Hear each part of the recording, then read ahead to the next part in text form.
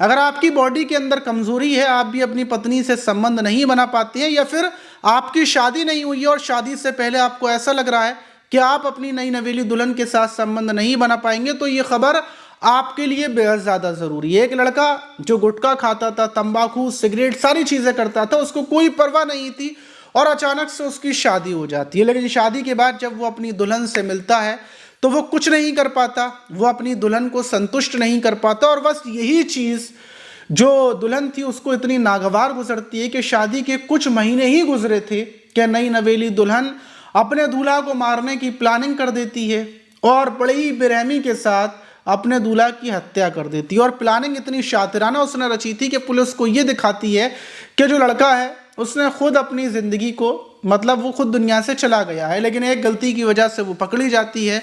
अब जब आप पूरी कहानी सुनेंगे तो आप भी चौंक जाएंगे। तो चलते हैं और जो आज की घटना है उसको शुरुआत से। तो दोस्तों, मेरा नाम माज है, उम्मीद है कि आप सब अच्छे होंगे, सुरक्षित होंगे। और जो आज की घटना है वो दिल्ली के निहाल बिहार इलाके की है और 23 जनवरी को सुबह लगभग 10 बजे का टाइम था कि अचानक से वहीं पर रहने वाली फरजाना, जो सबसे ऊपर टॉप फ्लोर पर इस इलाके में एक फ्लैट किराए पर ले रखा है और अपने पति जो शाहिद हैं उनके साथ रहती है, और अचानक से 10 बजे के टाइम पर चीखती हुई बालकनी से चिल्लाती है कि जल्दी से बचाओ बचाओ, इन्होंने क्या कर दिया। और गली में ही जो लड़का शख्स खड़े हुए थे जिनका नाम रिजवान है वो सुनते हैं, वो कहते हैं क्या हुआ भाभी। तो बोलती है कि भाई ऊपर आओ, इन्होंने क्या कर लिया। और ये सुनकर चीख पुकारों की जब आवाज़ मोहल्ले वाले सुनते हैं तो फौरन ऊपर फ्लैट का जो रूम था वहां पर पहुंचते हैं और अंदर जाकर देखते हैं जो शाहिद था वो बेड पर पड़ा हुआ था और उसके मुंह से खून आ रहा था, और जो उसके शरीर था उसके शरीर पर चाकुओं के निशान थे। और फरजाना ये बोल रही थी कि इन्होंने ये क्या कर लिया। फौरन कोई कुछ सवाल नहीं करता और जो शाहिद थे, शाहिद को उठाया जाता है और संजय गांधी जो अस्पताल है वहां पर लेकर शाहिद को पहुंचते हैं। वहां पर डॉक्टर से देखते हैं, शाहिद के ब्लड को रोकने की कोशिश करते हैं क्योंकि शरीर पर, गले पर चाकू के निशान थे, लेकिन शाहिद को बचाया नहीं जा पाता और शाहिद की मौत हो जाती है। अब डॉक्टर्स देखते हैं, उनको लगता है कि हत्या का मामला है, फौरन पुलिस को सूचना दे दी जाती है।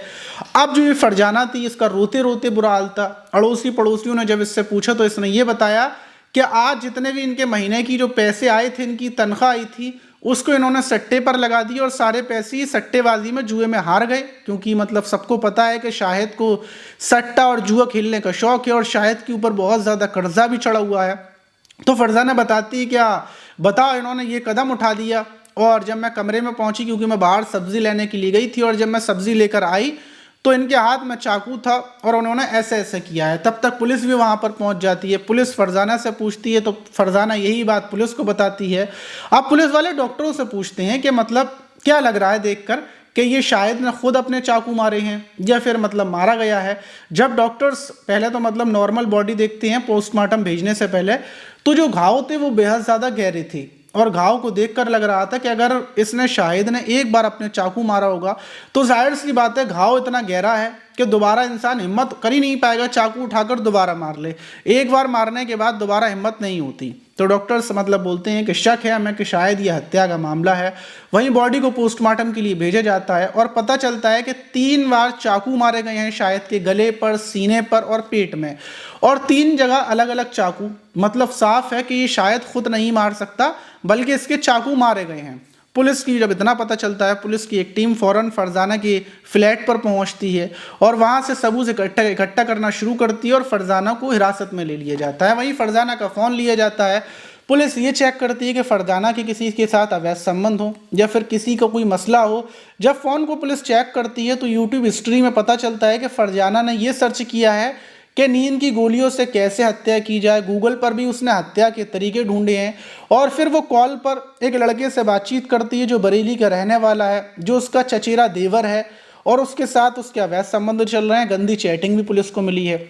अब जब इतनी सारी चीज़ें पुलिस देखती है तो पुलिस फरजाना को गिरफ्तार कर सारे सबूत सामने रखती है। फरजाना टूटने को तैयार नहीं थी, लेकिन जब सबूत रखे जाते हैं तो फरजाना टूट जाती है। और टूटने के बाद फिर वो कहानी बताती है कि आज से 1 साल पहले मेरी शाहिद के साथ शादी हुई थी। हम लोग बरेली के रहने वाले हैं और बरेली में ही मैं रहती थी, लेकिन शादी के बाद से ही ये जो शाहिद था, क्योंकि शाहिद को गुटखा खाने का बहुत ज़्यादा शौक़ है, सिगरेट पीने का शौक़ है, और ये मुझसे शादी से पहले ये सब कर्म करता था और इन सब चीज़ों की वजह से इसकी जो अंदर की पावर है वो बिल्कुल ख़त्म हो चुकी थी। जब ये मेरे पास संबंध बनाने के लिए आता था तो बस आता और हट जाता, जिससे मुझे संतुष्टि नहीं मिल पाती थी। और शादी से पहले भी मेरे कई बॉयफ्रेंड रह चुके हैं, वो मुझसे बहुत अच्छे से संबंध बनाते थे, लेकिन शादी के बाद मैंने सबको छोड़ दिया था, सब अपनी अपनी ज़िंदगियों में व्यस्त हो गए थे। लेकिन अब मुझे अपने मतलब जो जिस्मानी संबंध की पूर्ति है वो नहीं हो पा रही थी, और उसी बीच में जो मेरा देवर है, चचेरा देवर,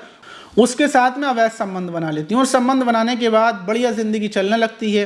अभी शादी को महीने गुजरते जाते हैं, लेकिन बरेली में इसके पास कोई काम नहीं था शायद के पास, और ये फिर दिल्ली में आ जाता है और यहाँ पर ये वेल्डिंग का काम शुरू कर देता है, क्योंकि यहाँ पर काम बहुत ज़्यादा था। लेकिन इसके ऊपर कर्जा बहुत था, क्योंकि इसने सट्टेबाजी में, जुए में पैसे हार हार कर कर्जा लेकर अपने ऊपर चढ़ा लिया था।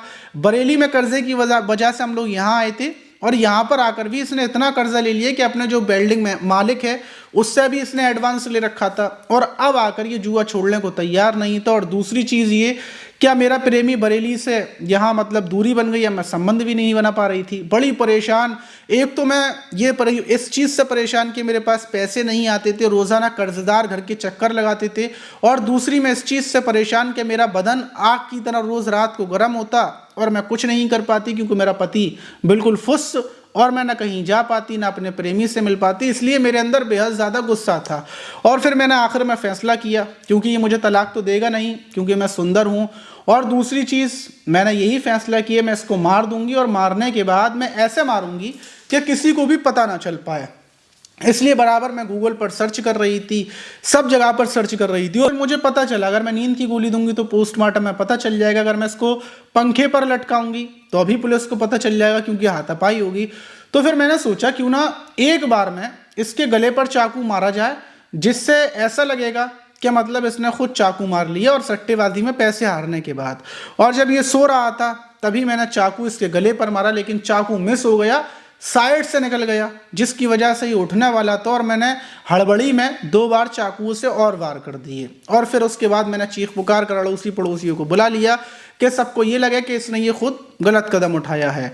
वहीं पुलिस ने जब ये सुना तो पुलिस भी हैरान रह गई। वहीं पुलिस ने इसको उठाकर जेल भेज दिया। पुलिस ये भी चेक कर रही है कि इसको जो चचेरा देवर है कहीं वो तो इस प्लानिंग में शामिल नहीं है।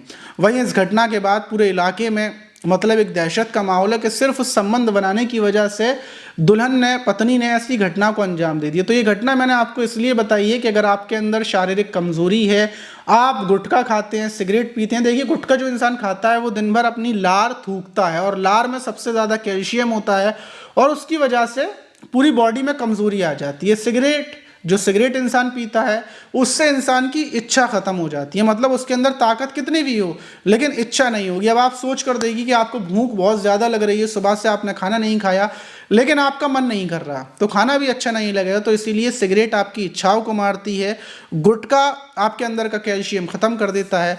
तो अगर आपके अंदर कमज़ोरी है तो अपना अभी से ट्रीटमेंट शुरू कर दें, इन चीज़ों को छोड़ दें, वरना आपके साथ क्या होगा कुछ भी नहीं पता। आप इस घटना पर क्या बोलेंगे कमेंट बॉक्स में ज़रूर बताइएगा। मिलते किसी और वीडियो में।